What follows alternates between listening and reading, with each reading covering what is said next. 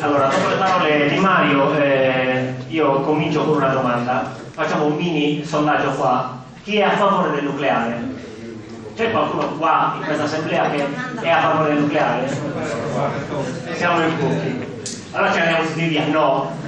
Vedremo che questi incontri di approfondimento servono perché la questione si ripresenterà. Adesso non ne trovate neanche uno adesso di nuclearista convinto, neanche quelli che qualche anno fa, 2 anni fa, hanno scritto un libro per ripensando alla propria posizione sul nucleare. Mi riferisco ai neonuclearisti e a Chico Testa in particolare, perché è un caso emblematico. Chico Testa, per chi non lo conoscesse, è stato tra i fondatori di Legambiente, tra i promotori del referendum contro il nucleare del 1987, che 2 anni fa, nel 2008, ha scritto un libro in cui ripensa alla sua posizione del nucleare. Purtroppo poi è arrivata Fukushima e gran parte delle cose che lui ha scritto in quel libro sono venute a cadere, perché lui, il discorso che fa lui è: io ho una sensibilità ambientale, abbiamo un problema molto importante che è il problema di ridurre il contributo della CO2, cioè dell'anidride carbonica, immessa nell'atmosfera. A cosa è dovuta questa anidride carbonica? È dovuta alle macchine, alle nostre macchine che utilizziamo ogni giorno, alla produzione di energia elettrica che abbiamo da fonti fossili. Le fonti fossili sono carbone, derivati del petrolio, gas naturale. Bruciando questi composti si libera in atmosfera anidride carbonica. Questa anidride carbonica sta provocando quello che chiamano tutti quanti il cambiamento climatico, il riscaldamento globale. E questa cosa, che all'inizio era una cosa che raccontavano solo sparuti gruppi di scienziati, ha preso prima vigore nella comunità scientifica e adesso è presa molto seriamente dai governi. Tant'è vero che gran parte dei governi mondiali stanno facendo delle politiche attive per la riduzione della CO2. Tra queste anche l'Europa, per cui abbiamo degli obiettivi molto ambiziosi di riduzione della CO2 con obiettivo al 2020. Ora, le motivazioni di Chico Testa del 2008 erano giustificate. Lui dice: andiamo a vedere, anzi, il sommario serviva più a me che a voi, non vi rovino la sorpresa, quindi andiamo avanti con le slide. Quando parliamo di nucleare parliamo di produzione di energia elettrica. Questa è una cosa importante perché alcuni nuclearisti dicono, vedono il nucleare come una cosa risolutiva per il problema energetico, ma non è così. La Francia, che produce con il nucleare l'80% del suo fabbisogno, mica se ne frega del fatto di quanto costi il petrolio e il gas naturale. Tant'è vero che avete visto cosa sta succedendo in questi giorni in Libia. Cioè, il nucleare ti aiuta, secondo i nuclearisti, nella produzione di energia elettrica, ma non abbiamo risolto il 40% del nostro problema, perché per muoversi continuiamo a usare combustibili fossili, in particolare combustibili fossili liquidi, cioè derivati del petrolio, e per riscaldarci usiamo le fonti fossili per la gran parte. Però i nuclearisti dicono abbiamo da abbassare i nostri livelli di CO2 nell'atmosfera, il nucleare non emette CO2 nell'atmosfera, usiamo il nucleare. Per capire un pochettino quindi dove si va a parare, vediamo un po' come noi produciamo attualmente l'energia elettrica. L'energia elettrica ha una importante proprietà ed è quella che non può essere immagazzinata. Noi in ogni istante dobbiamo produrre l'energia elettrica che consumiamo, ok? L'energia elettrica, naturalmente, ognuno vuole essere libero di accendere e spegnere la lampadina della sua casa. Comunque i consumi energetici variano durante il giorno, le ore del giorno, e variano durante le stagioni. Questo è il fabbisogno che vedete in questa figura, è il fabbisogno nell'arco delle 24 ore di oggi per l'Italia, per l'intera Italia.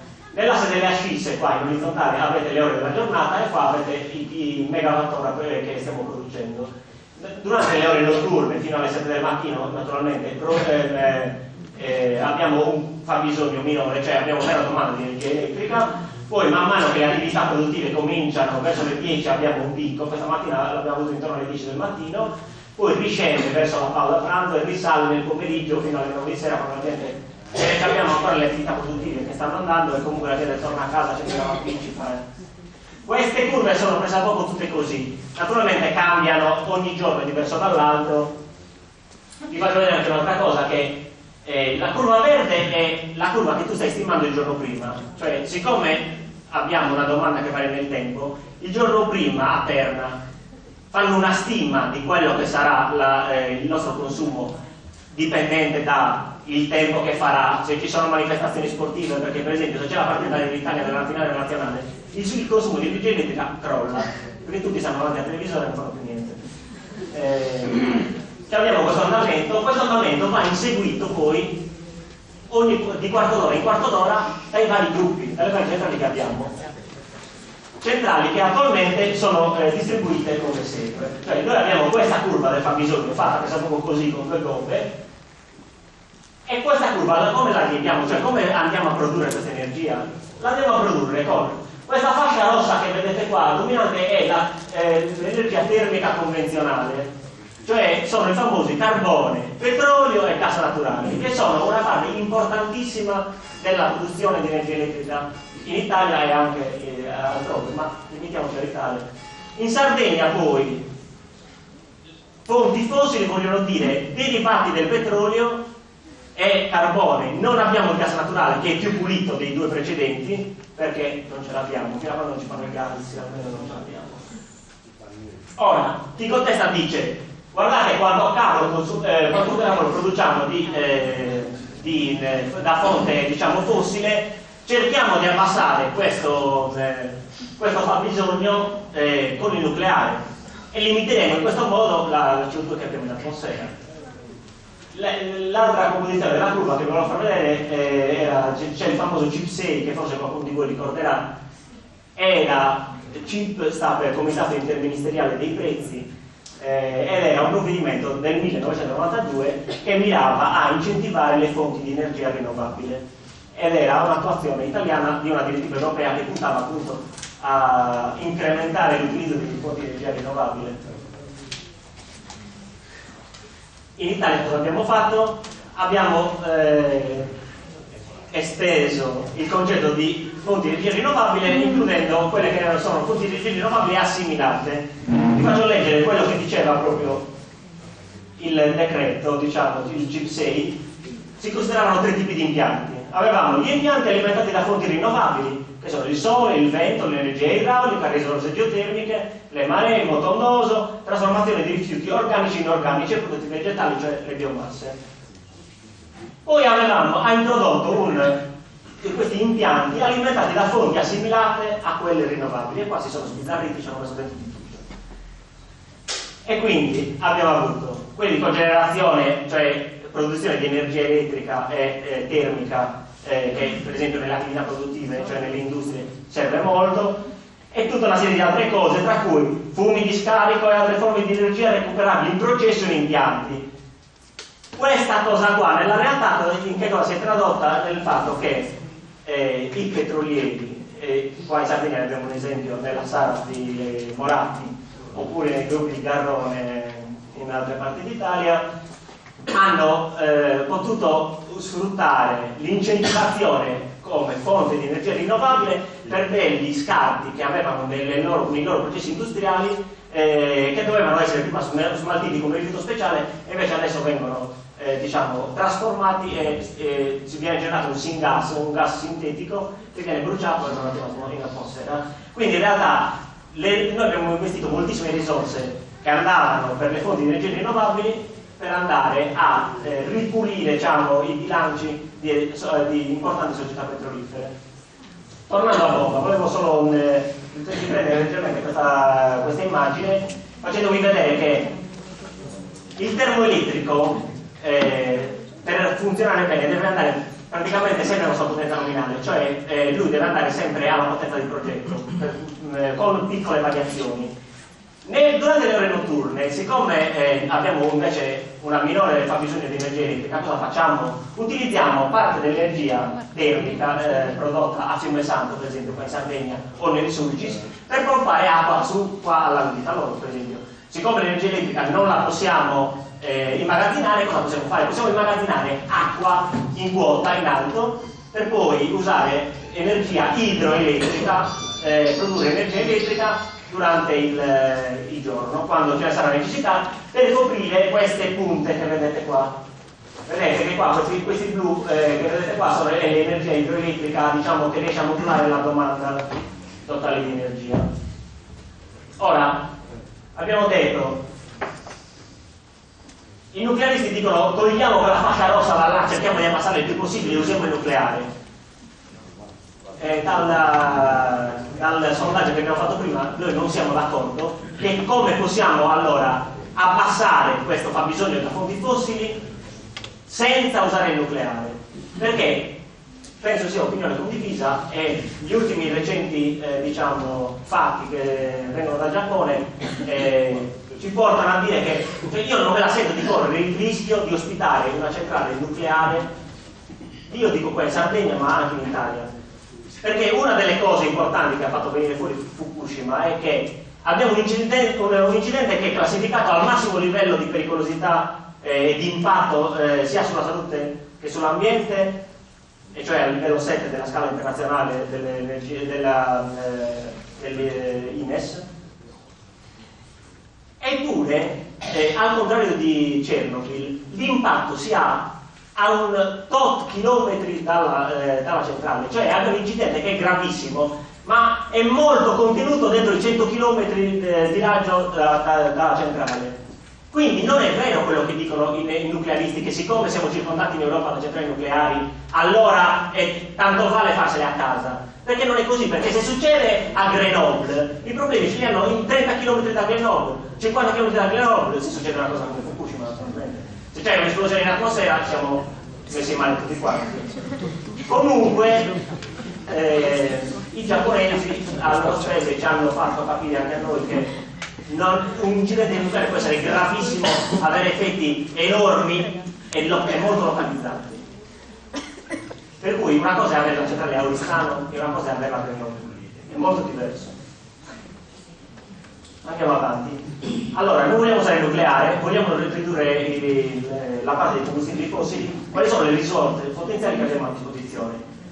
Questa è una rappresentazione grafica dei contributi relativi di energie rinnovabili e energie fossili. Il quadrato giallo gigante che vedete, questa è la parte, diciamo, di energia che annualmente investe, di energia solare che annualmente investe le terre immerse, cioè solo i continenti, senza contare la parte che arriva sugli oceani.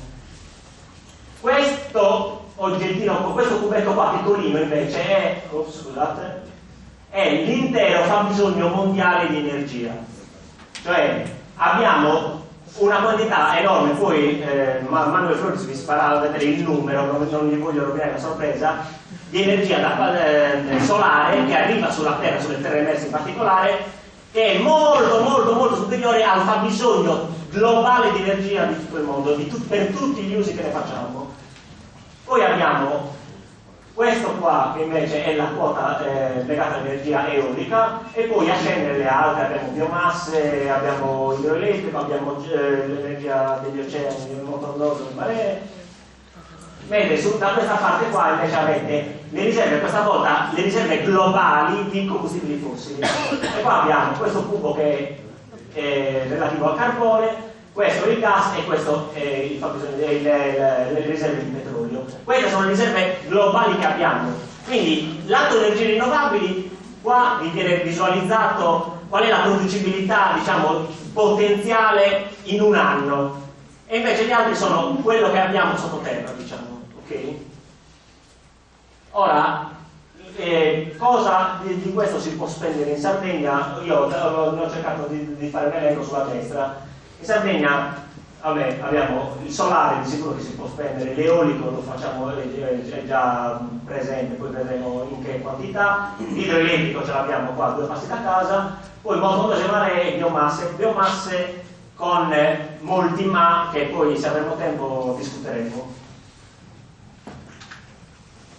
Altro dato che voglio darvi è che cosa stiamo andando a installare in Europa come nuove fonti di energia per quanto riguarda la produzione elettrica. E vediamo che questo è il dato del 2009, il più recente che abbiamo. In Europa abbiamo installato 10 gigawatt di vento, poi abbiamo 6 gigawatt di gas naturale, fotovoltaico, poi molto meno, biomasse, rifiuti sarebbero inceneritori o varie tecnologie, insomma, per ottenere l'energia dai rifiuti, poi grandi impianti idroelettrici e a scendere tutti quanti, e poi in negativo, cioè non stiamo installando, non stiamo costruendo nuove centrali, ma li stiamo dismettendo, carbone e nucleare. Quindi Mario vi ha detto che ci sono in progetto tot centrali nucleari nel mondo. Queste centrali le stanno costruendo, sono in programma, adesso verrà tutto ridiscusso, ma sono in programma di essere costruite soprattutto nei paesi in via di sviluppo, che hanno una fame di energia enorme, in particolare Cina, India, Brasile, Australia, eccetera. E quindi insomma avevano fatto quei conti prima di Fukushima. Dico prima di Fukushima perché Fukushima ha messo in discussione tutto, e vedremo insomma come andrà avanti la questione giapponese. Quindi questa è la situazione in Europa di nuove energie installate. Vediamo un po' qual è, perché c'è anche insomma da vedere anche la parte di saccoccia, quanto costano le diverse fonti di energia. Qua abbiamo una forcella, non so se riuscite a vederlo là in fondo. Comunque c'è una parte più chiara di ogni barra, che è l'intervallo minimo, l'intervallo massimo del costo per le varie fonti di energia che qua sono elencate. Quindi abbiamo che il carbone, è la prima, questa qua, scusate per le slide in inglese, ma non ho avuto tempo di tradurre. Il carbone costa tra i 4 e i 6 centesimi di euro a kilowattora prodotto. Il gas un po', insomma, intorno al carbone siamo tra i 5 e i 6, diciamo. Il nucleare è tra i 3 e i 6, il vento è sopra i 6 e il fotovoltaico costa molto di più, tra i 12 e i 16. Cosa c'è da dire qua però? Riguardo a carbone, gas e nucleare, se vedete il grafico di prima, questo qua vi faccio notare che di petrolio non si costruisce più nulla. Questo deve far attivare anche qualche campanello di allarme, nel senso che ormai si è capito che il petrolio sta cominciando a costare tanto, per cui centrali a oleocombustibile ormai non le vedete più in giro, per molti motivi, tra cui il fatto che il petrolio costa tanto, cioè sta cominciando a sentirsi la stretta sul petrolio. Per gli altri, questi costi per il nucleare non tengono conto dello smaltimento della centrale, non viene proprio preso in considerazione, perché lo smantellamento della centrale nucleare è costosissimo, è stato fatto per essere, diciamo, compiutamente, esiste un'unica centrale che è stata smantellata dall'A alla Z negli Stati Uniti, è costata su $1 miliardo. $1 miliardo. Qua in questo costo non c'è quel costo di questo smaltimento. Per quanto riguarda gas e carbone, poi non vengono contabilizzati i costi sanitari e ambientali di questa produzione, cioè il fatto delle malattie cardiopolmonari che noi ci prendiamo per il fatto che ci respiriamo polveri sottili, e che abbiamo una qualità dell'aria che è sempre più degradata. Riguardo ai costi del fotovoltaico, poi volevo farvi vedere quest'altra diapositiva, perché come in tutte le tecnologie, più si produce una cosa, più si fa qualcosa e più si impara a farla meglio, a costi minori, in modo più vantaggioso, risparmiando risorse. Per cui adesso questi sono i trend, diciamo, di discesa del prezzo in dollari a watti di picco installati del fotovoltaico. Noi siamo presi poco qua, stiamo tendendo alla soglia di $1 per watt di picco installato.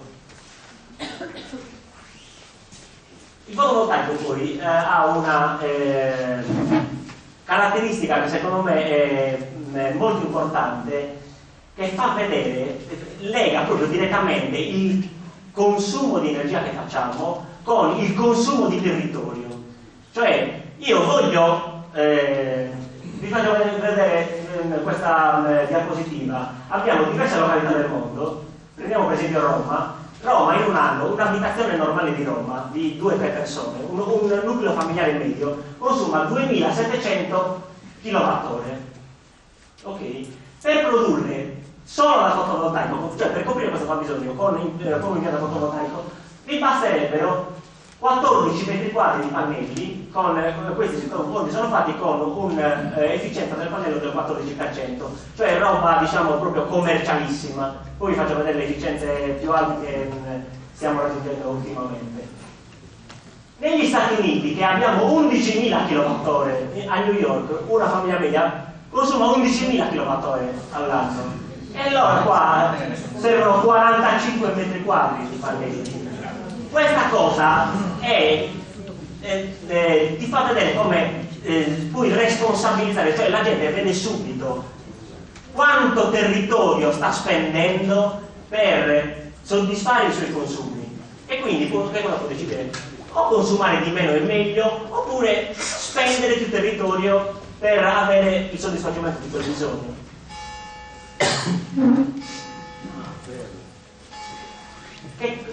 Altro esempio di cosa si può fare, cosa si può fare con il fotovoltaico, questo è fa vedere quanto produce rispetto al fabbisogno un impianto da 20 metri quadri, cioè 20 metri quadri sul tetto di una casa. Nel mese di marzo abbiamo il giallo è la produzione, e questo marrone invece è quello che consumiamo. A marzo produciamo più di quanto consumiamo, a luglio consumiamo più di quanto produciamo, a settembre consumiamo sempre di più, consumiamo meno di quanto produciamo, e naturalmente a dicembre invece il sole è di meno e quindi il fabbisogno è maggiore. Le efficienze che stavamo parlando prima, un'efficienza del 14%, che proprio sono pannelli che sono disponibili sul mercato. Adesso attualmente abbiamo efficienze che arrivano al 22%. Questo numero ve lo faccio vedere perché poi Manuel Floris vi farà vedere dei conti su quanta superficie, insomma, un po' di conti su una prospettiva che si potrebbe attuare in Sardegna basata sul fotovoltaico. Adesso vediamo al fabbisogno di energia elettrica in Sardegna. Questa curva riporta il fabbisogno di energia elettrica dagli anni 70 fino al 2009. Voglio farvi vedere, allora il consumo è sempre stato crescente negli ultimi 30 anni, diciamo,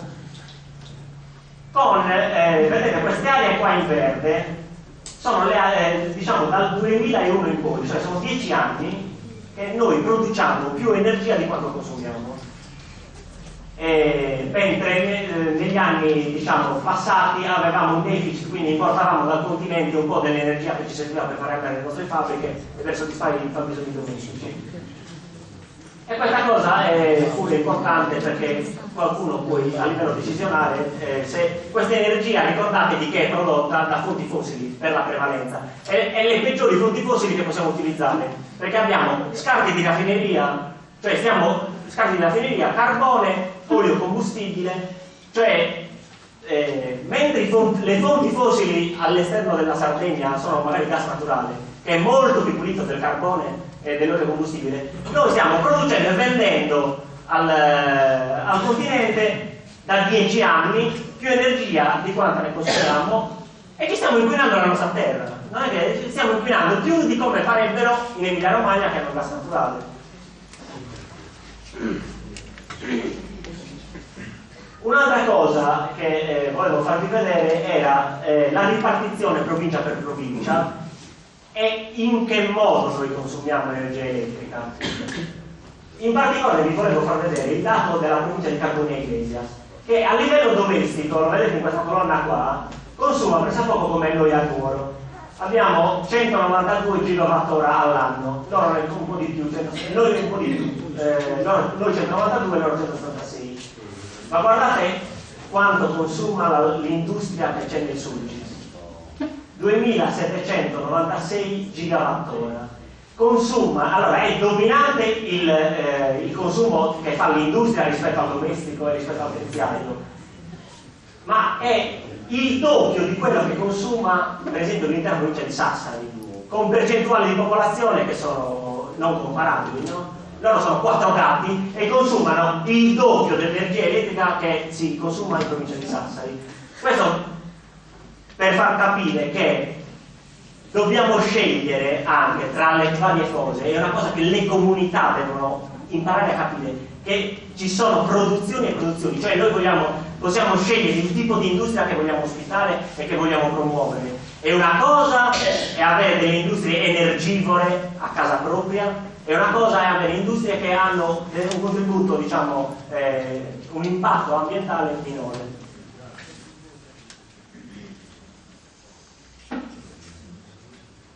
Poi vabbè, questa è una panoramica degli impianti che abbiamo sempre dal 2009 in Sardegna. Abbiamo 560 megawatt